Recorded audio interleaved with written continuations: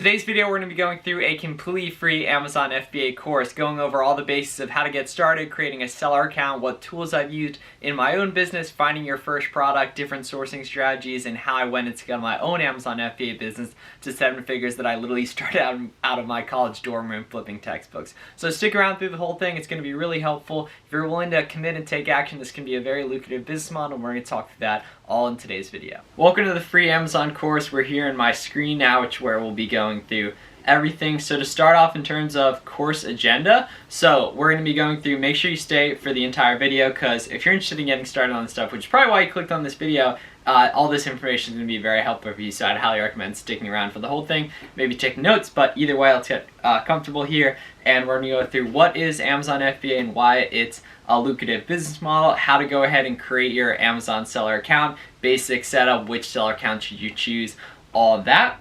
The 4 business models of Amazon FBA, selling products on Amazon, how that all goes down, FBA versus FBM, which is the 2 different fulfillment styles for products, as well as what tools are helpful for saving time and earning money. Software isn't necessarily necessary, but it definitely helps. We'll see my own tech stack, and as well what goes into running my operation, as well as how to go about sourcing products, which is really where all the money is made, because really anyone can learn how to set up a seller account and all that, but the real money is made sourcing profitable items. So we'll go over several different ways to do that, how I do it in my own business and all that, and we'll finish up closing off with how I went ahead and scaled to 7 figures in revenue the past year after not finding a lot of success my first 18 months with Amazon.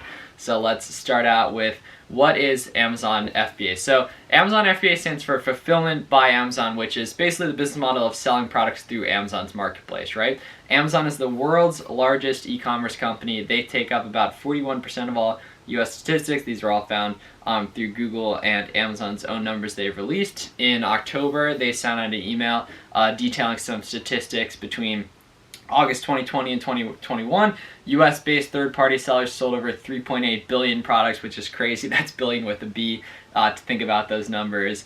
And I mean, literally, like everything you buy on Amazon, there's over a 50% chance it comes from a third-party seller. So if you think about it, when you go ahead and buy stuff on Amazon, when you look at the add to cart button right under it, sometimes it says sold by Amazon, shipped by Amazon. That means Amazon's selling it themselves. Oftentimes it'll say shipped by Amazon and sold by a random like Miles' store or something like that, for example. That's a third-party seller. Third-party sellers can be brands, distributors that are just selling through Amazon's platform themselves, resellers, all that kind of stuff. So third-party sellers make up over 50% of sales, and that totaled over 3.8 billion products according to statistics released by Amazon in that email. So pretty crazy, really gives you a sense of the scale with this type of stuff. You only need to make $100,000 in profit. That would be 25,000 items at $4 profit a piece, and you can break those numbers down. Obviously you're not making like 20 bucks on every single item, but at an average profit of like $4, you can break in what you need to hit different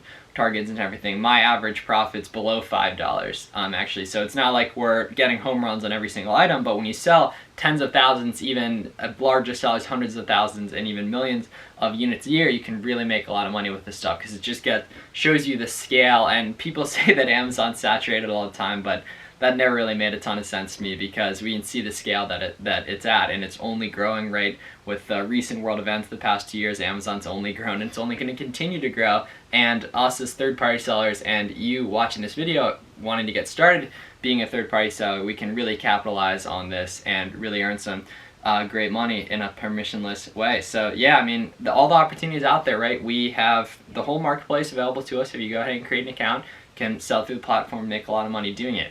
And according to that email, I believe 4,000 sellers topped $1 million in sales for the first time during that time period. I actually joined that club in December 2021, which we'll talk about at the end of the presentation, passing over $1 million in sales.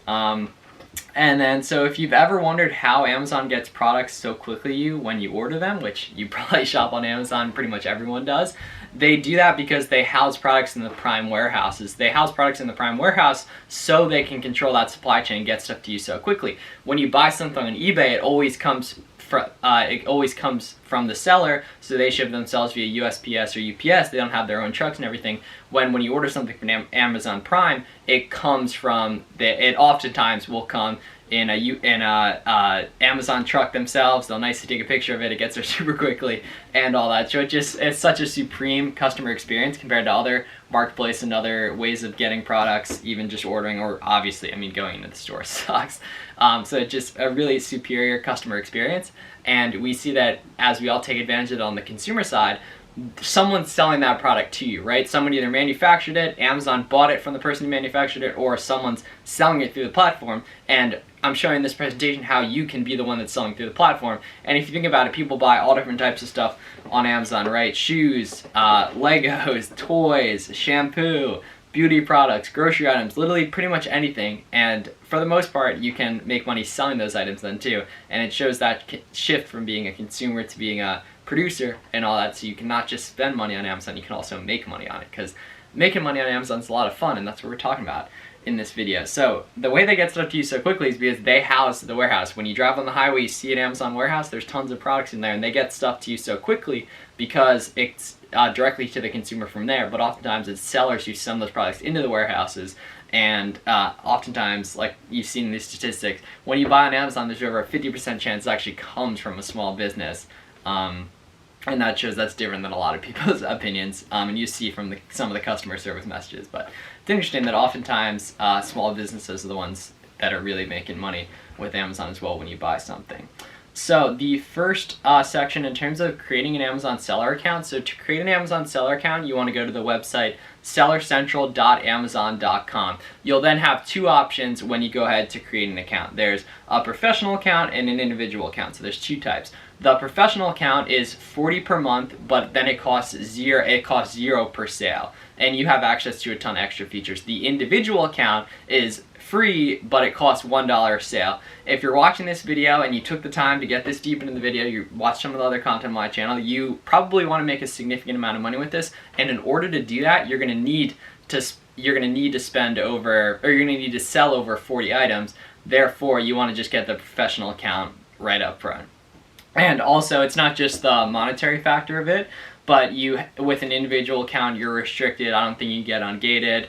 You don't have access to the buy box, to my knowledge, so you should definitely go ahead and just get the professional account. So if you haven't done that, I want you to go take action on that today. If you have to pause the video and go do it, sellercentral.amazon.com, and there's a verification process, so it takes a few days, so you can go ahead, get signed up for that, then finish this video, finish some of the other videos on my channel, check out the FBA Roadmap and all that. But the verification process takes a few days, and a lot of people that are in my DMs or watching these videos never even go ahead and do that. So you need to make sure you do that, because that's absolutely necessary. That's like the first barrier to entry that people won't even do. They won't do that Zoom interview and everything. So definitely go do that and get that going, because you can't make money if you don't have a seller account, and you need a seller account to make money. So you should go do that and then finish the rest of this video and go learn. But it's much easier to learn when you're in the game and actually doing it and not watching videos like this. So you need the seller account to get going. I'd recommend just going for the professional account right up front.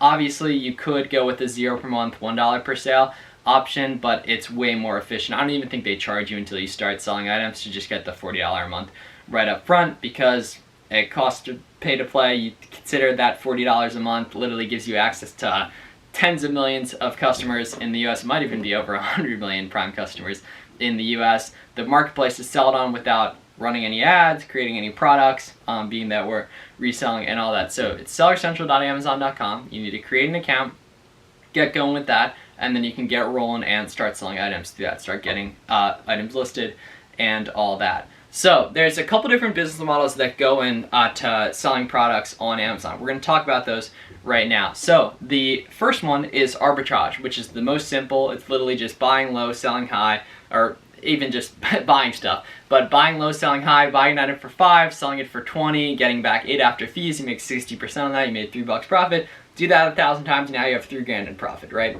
Very simple stuff. There's two different types of arbitrage for the most part. So there's retail and online arbitrage. Retail arbitrage is going into a physical store like Walmart, for example. 2 years ago, during world events, pools were going crazy. So people were making a ton of money doing retail arbitrage, going into Walmart, buying pools, selling those on Amazon's platform, fulfilling them directly to the customer, and doing that a lot. There was a ton of money made with that, as well as chlorine, all different types of stuff. That's retail arbitrage, which is typically for more seasonal opportunities, because when you deal with retail arbitrage, and not everyone can go to the Walmart that's in your town, right? So either you can do it and make money or someone else can, but there's opportunities to do that, and that's retail arbitrage. So that's going into stores, buying stuff, typically big retail stores, Walmart, not Target a little bit, although they ban resellers for the most part, all different sites like that, Nike outlets, all that kind of stuff, and selling those products on Amazon. Online arbitrage, if you guessed it, is doing the same thing but from online websites. So it's going on Walmart.com, Nike.com, Lego.com, sites like that,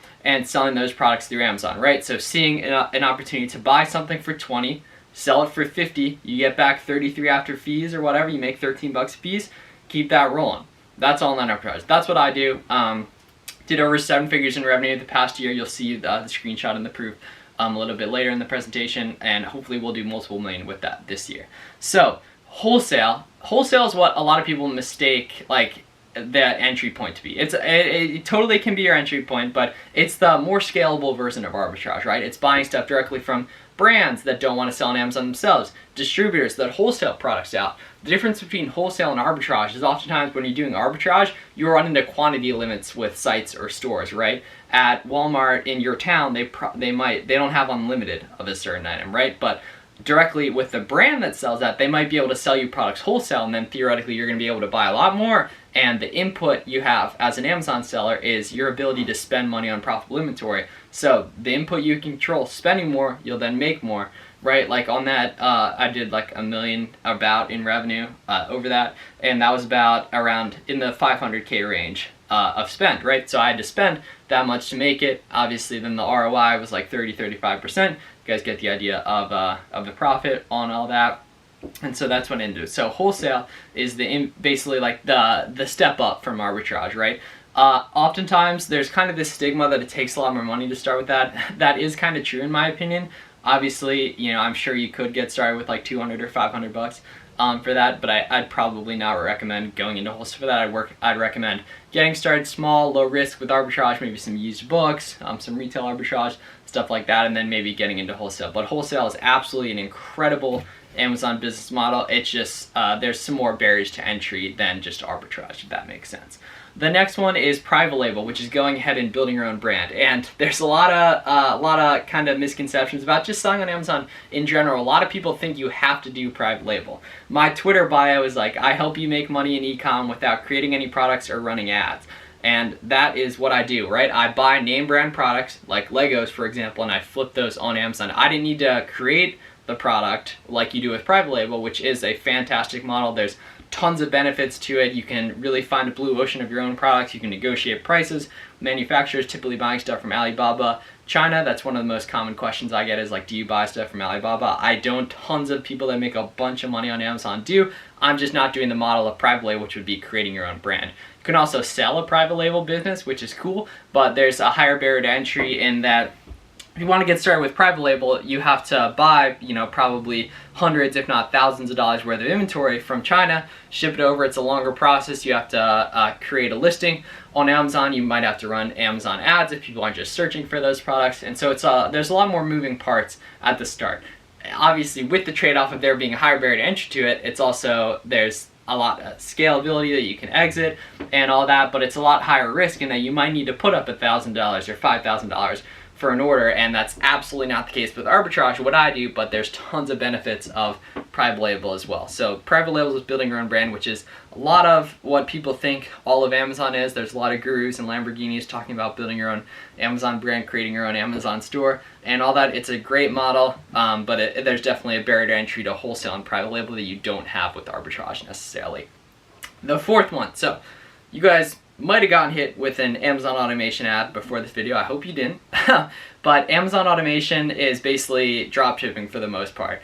And dropshipping is very sketchy within Amazon's terms of service. So I definitely wouldn't recommend doing it, because if you think about it, if you bought something on Amazon for $35 and in 4 days or 5 days or a week, it came in from Walmart.com because they have slower shipping than Amazon, and it came in in a Walmart box that had a receipt that said that person had bought it for $13. You would feel pretty bad about paying $35 for that item, right? So it's a much worse customer experience, and therefore it's a really easy way to piss off a lot of customers if you're drop shipping on Amazon. Additionally, when you're drop shipping on Amazon, you're unable to do FBA. It has to be FBM, which is what we're going to talk about in the next slide. So it's naturally a much worse customer experience because it's not coming in that Amazon Prime truck. It's not coming in 2 days or 3 days. You're not getting a nice picture from the Amazon driver that, like that meme, they're not like kicking it and everything like FedEx or UPS gets some flack for doing, but you got nicely delivered Prime when you sell it, when you sell stuff FBA like we do, and when you're drop shipping, it is a terrible customer experience, and it's a really easy way to get your account shut down because all Amazon cares about is having an incredible customer experience. And as a drop shipper, it's really easy to give your customer a terrible customer experience. So I would not recommend doing that. It's a really easy way to get shut down, and unfortunately, a lot of people see drop shipping as like easy money and everything on Amazon, and it is absolutely not a good idea because those people haven't gotten started. And even if we talk about traditional dropshipping compared to Amazon FBA, right? Like I said with my Twitter bio, with Amazon FBA, specifically arbitrage, you can make money in e-commerce, right, selling products through the internet without creating your own product and running any ads, right? With dropshipping, you find a product, then you have to run ads, you have to build a website, you have to create demand, you have to build customer trust, keyword optimization on your landing page, all that. When you're doing Amazon, all you're doing is finding a profitable item that there's already a listing that people are already searching for, right? People come the holidays are already searching for Lego on Amazon. They're already searching for Hasbro, for Star Wars, and all that. And as Amazon sellers, we can go ahead and list those products and make money just taking advantage of little market inefficiencies within the market and make money that way. While if you're doing e-commerce and building your own brand, Shopify, dropshipping and all that, you have to build a website, you have to run ads, you have to create demand, all that, you have to deal with customer service, and on Amazon you don't have to run any ads, you don't have to create the product, and you can make money literally just selling items you already use, right? For example, people are making a ton of money selling shampoo on Amazon, because think about what you yourself have bought on Amazon, right? We saw earlier in the presentation there's over a 50% chance that that product came from a third-party seller who was literally someone doing what we're learning how to do in this presentation, and they were just making money selling. They didn't even have to create that product. They might have not even, they might have just bought it wholesale or bought it in a Walmart, bought it in a thrift store, and all that. So we see your brain starts thinking, wow, everyone that was selling me products on Amazon, they were doing it to make money, right? They weren't doing it to lose money for no reason. They probably made money on that transaction. It gets your brain thinking of how you can go ahead and do the same thing. Moving on. Okay, so FBA versus FBM. So we talked about what FBA was, which was fulfillment by Amazon. FBM is the other of the two ways that you can go ahead and actually fulfill products to your customer. So it's fulfillment by Amazon versus fulfillment by merchant. So when you fulfill by Amazon, you get your products together bulk, you send them off to Amazon's warehouse, and then Amazon individually fulfills them to your customer, right? Fulfilled by merchant is a different option where you would ship it directly to your customer. There's several benefits and downsides to each. I'd recommend almost everyone just does FBA, or for me personally, FBA is a good rule of thumb for most stuff. In regards to who gets cheaper shipping costs, so there's higher fees when you do FBA, but oftentimes it is more cost effective to do FBA because stuff also sells a lot quicker. Because if you think about it, if you're sending 50, let's say these headphones, 50 sets of these headphones, to ship them directly to your customer, it's probably gonna be like $7 each. But to put 50 of those in a big box together, it might only be like $12 to ship to Amazon, or 15, and so that's way more cost effective. Because Amazon has really good shipping rates, a lot of my FBA shipments go UPS, and they end up being super cheap. They're like, in some cases, almost even as cheap as it would be to individually ship one of those items to the customer. And you see, if you've driven on the highway, you've probably seen Amazon warehouses. They're all over the place, Prime warehouses. Amazon also, when you list products to their platform, they tell you where your products are going, which is very helpful as well. So it's not just like people ask if you can drop off products to your local warehouse. Fortunately not the case, because different warehouses specify different things, obviously to make stuff easier on Amazon's workflow. But typically it is more cost effective to just go the FBA route. In terms of the buy box, so you've heard me probably mention it once or twice so far. What is the buy box? So the buy box is basically the add to cart option. If you guys look over here on the right of my screen, you can see here it says add to cart, buy now, ships from and sold by. So whoever this store is, House Brand LLC, something like that, they're in the buy box right now, and that as they're the person that's going to get the sale if I were to check out this item that it was a random item looking for on Amazon, right? So that's where you want to be as a seller. How do you get there as a seller? So if you think about what Amazon wants, they want a happy customer and they want to make as much money as possible, right? And they're able to get much happier customers fulfilling stuff via Prime, and they're able to make more money via Prime because they take higher fees when you do FBA. So you want to be an FBA seller, and that is why you get more of the buy box as FBA sellers, which is very, very helpful. So it's a good rule of thumb to always be an FBA seller. Obviously, there's some cases, like I made a lot of money merchant filling last year because I didn't want to deal with check-in times during Q4 and all that, but it's a good rule of thumb is almost everything you're going to want to do is going to be FBA, right? Obviously, there's certain cases, seasonal items and stuff like that, but it's a good rule of thumb that maybe you get your first few sales merchant filled just to get your feet wet, get the systems of it, eliminate any mistakes of buying the wrong products, FBAing stuff that wasn't actually good, but then eventually you'll want to do mostly FBA as you get rolling. Ungating. So this is another big thing in terms of selling on Amazon. So when you get started, ungating will be a major issue for a lot of people, right? You'll get excited, get your Amazon seller app, go into Walmart, scan a bunch of products, you'll get a lot of gated, you'll get a lot of notifications that say you're not allowed to sell this product, you're gated. This was a big thing for me. You'll hear when I talk about my story, this was a big issue for me back in the day, but luckily ungating is really free and really easy, and all the info's out there for free in the comments, or you can DM me on Instagram or Twitter asking any questions about ungating any brand. I know I'll happily tell you for free, as well as we have a whole section within our FBA Roadmap program on all that, but either way, just let me know. I'll help with ungating anything you need. Luckily, all the information's out there for free. You can use sites like EE Distribution, Frontier Co-op, all that, because what Amazon requires to get unlocked for a product is an invoice with 10 of a product from an authorized distributor, wholesale, whatever. And the way you do that is you order from one of those sites like I mentioned, you then get an invoice, you go to list that product, and oftentimes you'll be able to unlock the entire category, the entire brand, and then only using one product to ungate, you'll be able to go ahead and get all of that category unlocked. So that's really helpful. So in terms of FBA versus FBM, as you become a more seasoned seller, you'll be able to pick out opportunities when FBM is better as well, but for the most part, FBA is a good rule of thumb, and that's what I do in my own business. So let's talk about some helpful tools. So in order to know what's actually good to sell on Amazon, which is one of the most popular questions I get, rightfully so, is how do you know what's good, right? And Keepa is the tool that helps us know what is good. As you can see here, this is a Keepa chart. Kind of looks like a stock chart, pretty cool for Amazon products, and we can see how this product has performed over time. This green line is what is called the sales rank that Amazon provides for us. What is sales rank? So basically, sales rank is an indication of how an item sells in regard to the other products in its category, right? So the number one selling book, which was at one point, I think it was Gary Vee's new book in books, was selling faster than all of them. It was probably selling tens of thousands of copies a day and all that. So we can see that over time, this product in December, it was really low, it was below 50,000. Now it's upwards of 250,000. And so it was selling a lot better back over the summer and back in December, and for whatever reason, it's selling a lot slower now.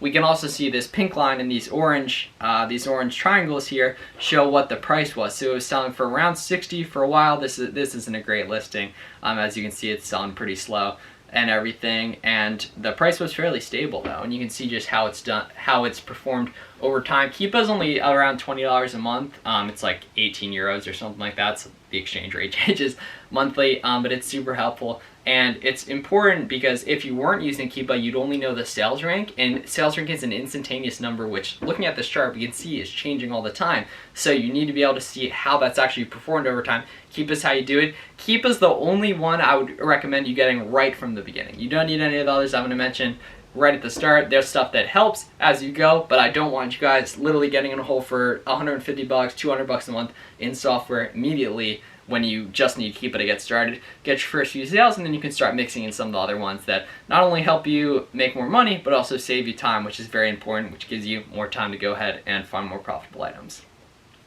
Alright, some other helpful tools I use in my Amazon business. So, Inventory Lab is $50 a month. Inventory Lab is helpful for listing products because it's much better than just doing it through Amazon Seller Central. It's much more organized, as well as it's helpful with knowing your numbers. With an Inventory Lab, I can pull a profit and loss statement, I can see what items are selling better than others, and it's just very helpful, and all that for $50 a month. You have to consider creating a shipment through Inventory Lab probably saves you at least like a few minutes every time. If you create a shipment every day, if you value your time at even $100 an hour, that's very worth it compounded over a month. So Inventory Lab's about $50 a month. SellerAmp is a profit calculator, and it really helps with the reverse sourcing. You'll learn what a reverse sourcing is in the next few slides when we talk about sourcing methods, but SellerAmp is another one that's super affordable like Keepa. The most expensive version is $23 a month. You get a profit calculator, which helps you know what's selling. You also get monthly sales number for different products. It's a Chrome extension that'll pop up right on your Amazon.com as your online arbitrage sourcing, as well as they have an app, which is super helpful.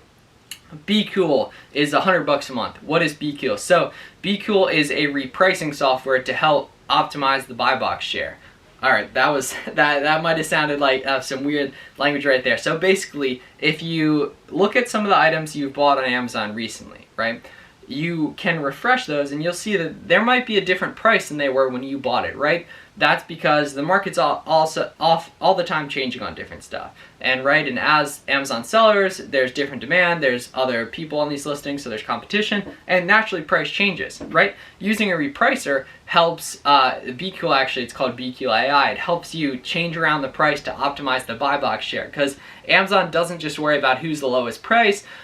Being an FBA seller also helps you get more of buy box share even if you're priced higher, and BeCool is a tool that I plug into my Amazon store and added a maximum minimum for different items, and it goes over and changes the price every few minutes to optimize the buy box share. So for example, on one listing I'm selling on right now, this was a few days ago, I also tweeted about this, so if you follow me on Twitter you might have seen it on there, and basically the price on an item was X. For sake of example, let's say it was $50, right? I was getting sales over 10% above the lowest price, and there were 70 other sellers on the listing, but I was an FBA seller and I was repricing with BeCool, which was really helpful, and I was getting sales over 10% above it. So for the sake of example, I was making 10% more per sale, which compounded over time, even if you're a few percent on several sales a day, that's a lot of extra money you wouldn't have otherwise gotten, and it's extra sales because you get extra buy box share. So BeCool is a rock star tool, and I'd highly recommend you use it. I'd say on these other ones, Inventory Lab, SellerAmp, BeCool,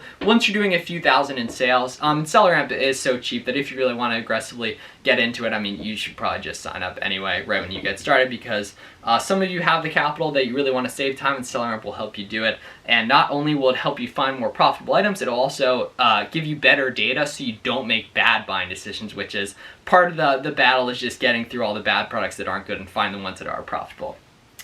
Tactical arbitrage. So tactical arbitrage, the online arbitrage version, is $70 a month. It's very complex and it's kind of hard to figure out at the start, but basically it's a software that it's an advanced sourcing software that digs and kind of automates looking through websites for you, right? So it digs through a lot of different big sites you can set to, right? You can have it look through the beauty section of Walmart or the supplement section of Walgreens and all that. If Walgreens has a sale, you can search through that. So basically it really helps out with that. It's $70 a month, so it's definitely pricier, but once again, all these things are investments that either make you money or save you time, and you can get free trials with a lot of them so you can try them out risk-free and see how it goes. Tactical arbitrage was really, really helpful when I was just getting started last spring, so spring 2021, in terms of my arbitrage career prior. I was just doing books, which we'll talk about soon. And so yeah, so all these are very helpful tools that I either use or have used. Tactical arbitrage I'm not currently using. I'm mostly doing a lot of reverse sourcing and some other stuff. And so these are other helpful tools that have been really good for me in my own Amazon business. All right, so the moneymaker. Sourcing products. Let's talk through different methods. So, kind of already talked through tactical arbitrage, but there's a ton of these sourcing methods. There's many more besides these. We have all of them we talk about in our FBA Roadmap program, but here's some of the most popular ones. Going to talk through them. So, tactical arbitrage, we already mentioned. Retail arbitrage, which is going into different, going into like retail stores, for example, or going into thrift stores, thrift arbitrage, and scanning items with the Amazon Seller app, looking at the sales rank, looking in the Keepa app, maybe using the SellerAmp app, seeing what they go for, and then flipping them online, right? Retail arbitrage is a really good starting point, but it's also very hard to scale. Like I mentioned earlier, your Walmart might only have $10 of this camera charger when you theoretically could sell hundreds of those a month, possibly, I have no idea, but able to get them bulk, it's a lot easier to do that with online arbitrage because you're obviously dealing with much bigger catalog to look through, much bigger stock, because websites will be a lot more stock than individual Walmarts will. That makes sense. So retail arbitrage is definitely not a bad starting point. I've done a lot of it last summer at Nike outlets specifically, but now I'm fully online arbitrage. So leads lists and bowler groups are a good resource, basically where people will actually tell you what to buy, right? They'll feed you profitable items to list. Leads lists are typically the more advanced option that deal with more advanced types of replenishable products, while bowler groups are typically offered to a lot more people and deal with more seasonal opportunities, specifically retail arbitrage and stuff like that. But I'm happy to, if you need any recommendations on any, to go ahead and join. Happy to let you know. Reverse sourcing. Reverse sourcing is basically an interesting thing that a lot of people don't know, specifically beginners, is Amazon makes all the data public on what products other people sell. And if you think what I'm thinking is, if you see what other people are selling, if they can find it profitably, so can you, which is really helpful. So reverse sourcing is a strategy that's made me a lot of money over time. It's also very hard to do and confusing when you're getting started, but it's also definitely one of the more lucrative. So we talked about using different software. There's also manual sourcing, just using Keepa, looking at different products. This is helpful for wholesale as well. But I know we're not getting super detailed in terms of how to actually find products, because that would be a much longer video. If you're interested in learning how to source and really step-by-step on how to get started with Amazon arbitrage, we'll talk about this a little bit later. We do have the full FBA Roadmap program, which is linked in the description and the pinned comment. But to finish up, let's talk about who am I, right? You guys been with me for about 30 minutes so far, so let's talk about my story with Amazon. So basically, all the while through college, I had been selling shoes, right? My first years in college, and back in 2018, I learned that people are selling stuff on Amazon and making content about it, YouTube videos like this one. Never really acted on it. Eventually started out with used books back in summer 2019. You guys can see a beautiful picture of me here in a storage outlet my buddy Andy and I had went through. And basically the reason why I never really expanded out of used books for the first year and a half is because of ungating. Like I talked about it earlier in the presentation, I had no idea how to get ungated, and luckily now all that information is for free, and someone told me back in February 2021 how to do it for some of the big categories, and I eventually did. And you can see my sales right here in February 2021.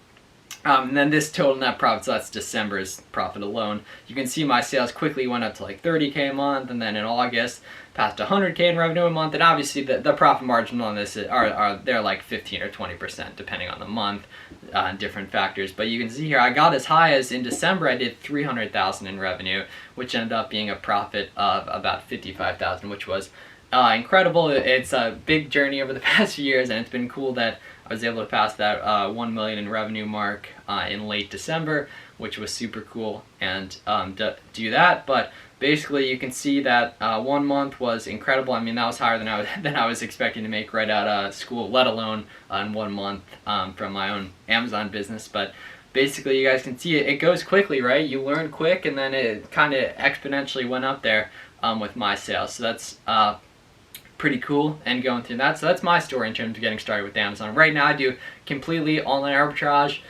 do a lot of like different things, some toys, some clothing, working on getting more shoes in there as well, maybe moving into sporting and outdoors, maybe some wholesale in the future. Who knows, but that's what I'm up to currently with Amazon. And to finish up, for those of you who are interested in really learning the step-by-step specifically for finding products and all that, we do have the FBA Roadmap, which is a course my buddy Werner and I made that goes through literally, it's over 9 hours of content. There's a private Discord community. We do live calls in. All the content's recorded. It's a one-time cost. So you join that, you'll get access to all lifetime recordings in there. So that's the FBA Roadmap. So it's literally the step-by-step complete guide to making money with Amazon arbitrage. Like I said, there's over 40 videos in there. They're all very informative that go through exactly how to do it. My buddy Werner actually just graduated college 2 months ago, and he made over 6 figures in profit during his last year of college, literally just doing online arbitrage like I do, buying stuff from retail websites, flipping it on Amazon. So I'd highly recommend checking out the FBA Roadmap if that's something you're interested in. Some student results here. You can see some of the feedback we've gotten so far. We have hundreds of students enrolled at this point, so there's tons of additional testimonials on top of this. People are posting in the Discord. You guys can see they're letting us know and everything. So you can pause that if you want to read some of those before going to check that out in the description. And then here's some more as well. Some shipments people are getting out, and just some messages from the private member Discord. So yeah, thank you guys for watching. I really appreciate you coming to the free Amazon course, checking out what we got going on, and all that. If you're interested in the structure, the private community, the bonuses, all that, make sure you check out the FBA Roadmap in the description, as well as I post Amazon videos like this one on how to make money with Amazon arbitrage Monday, Wednesday, Friday, so make sure to subscribe, the notification bell, let me know what you thought of this in the comments, any questions you guys have, and thank you so much. I'll see you guys in the next one. Thanks a lot.